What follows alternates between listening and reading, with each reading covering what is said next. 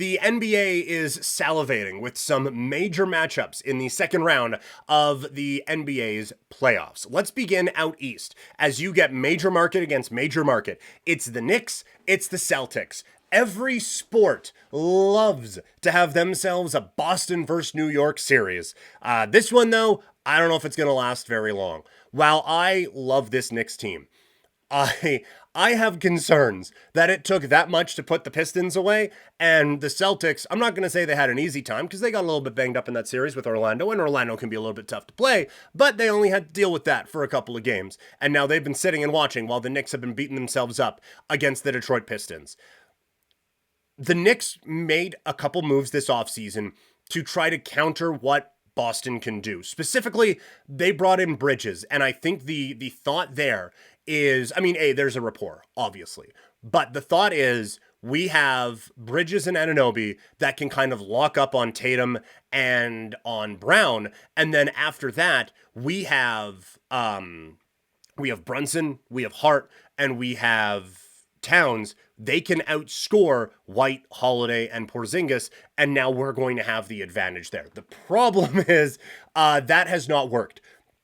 Tatum has really beat up on the Knicks this year, and the Celtics have really beat up on the Knicks this year. And it's just, this was where it was always going to be really challenging for New York because they rather famously struggled in the regular season against the Celtics, the Cavs, and the Thunder, not being able to beat any of those teams in important, at least, regular season games.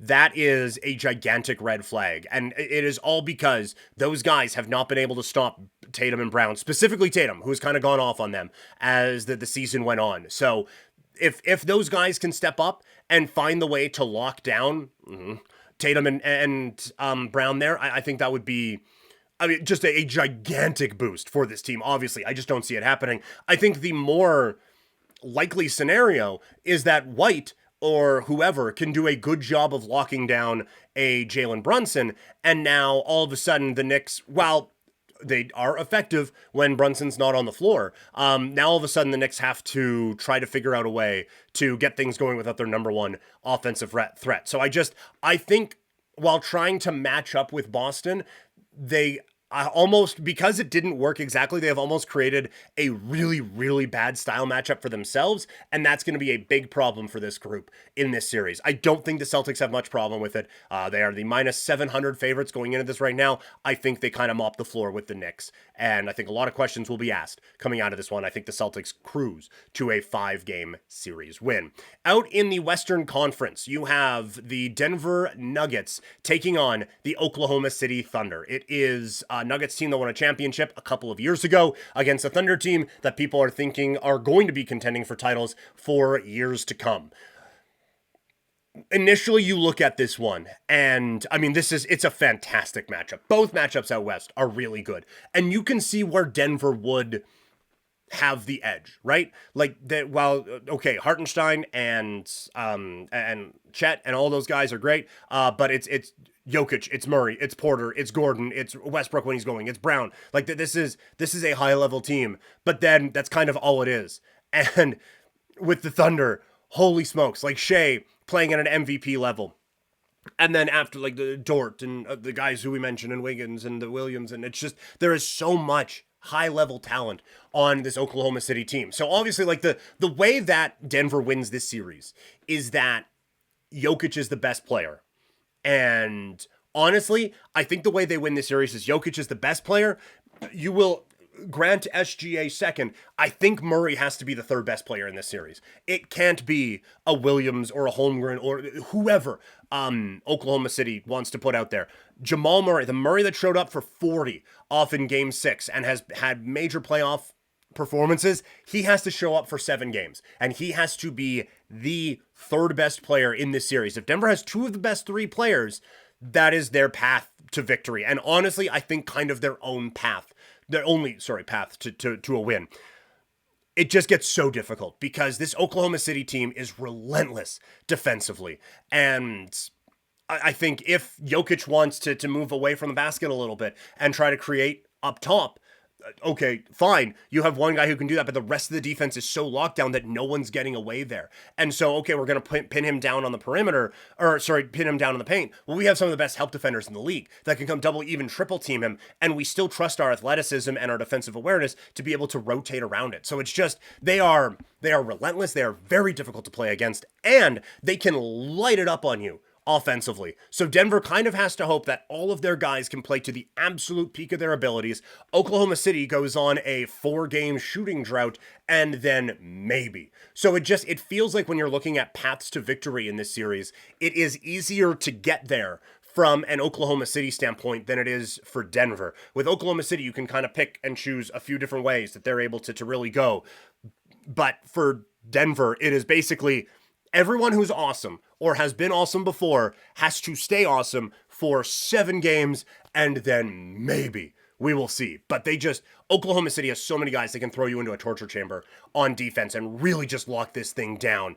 And all those great cuts and all the great movements and everything that Denver's offense can do, I think Oklahoma City can have a counter for that. So I think OKC gets the job done. I think it's going to be a very fascinating series, but I don't think it's going to be a long one. I think it's OKC in 5 again. And now Minnesota against Golden State. Again, a fascinating matchup. When you look at how the Warriors just battled through that Houston team to get into this, to go from the play-in to the second round. I mean, the obvious thing is, hey, if you can shut down Curry, that feels pretty big. Because again, like we talked about it a little bit earlier with how well the Rockets kind of limited Steph Curry. Okay, yes, but then Golden State went out and did that thing where it was Hield, it was Green, it was Butler, who were putting on the performances that kind of got them the rest of the way. Okay, fine. Do that 4 times against us. If you can do that 4 times against us, fine, we'll do that. The interesting matchup here, because there's a lot of very, I think, fascinating subplots with this series. But what does Rudy Gobert do in this? Because it was one thing when he went out there and he just dominated size-wise against the Lakers, especially in that last game. While there isn't that major size, for sure, on the Golden State Warriors, and you would assume that he would have a bit of that height edge to him or something like that, these are also kind of the smaller teams that he has been played off of the floor against before. And I think that Jimmy Butler would take great joy in doing that to Minnesota. Well, I mean, the remnants of Minnesota aren't there anymore from his time a long time ago. I do still think that this is a guy who motivates himself in that way. And I think he would take great joy in that. I do wonder, like, what do they do with Gobert, and how does Golden State kind of attack that? Because, like, there isn't an obvious center most of the time with Golden State out there, and you can't have him on Draymond because he is so active out on the outside, and that's taking him away from what you need. Now, we kind of talked about this, how the Lakers had an offense that could play him off of the floor at times, and that obviously didn't happen. So they have obviously adjusted things in that way. All of this may not matter because Anthony Edwards is that good.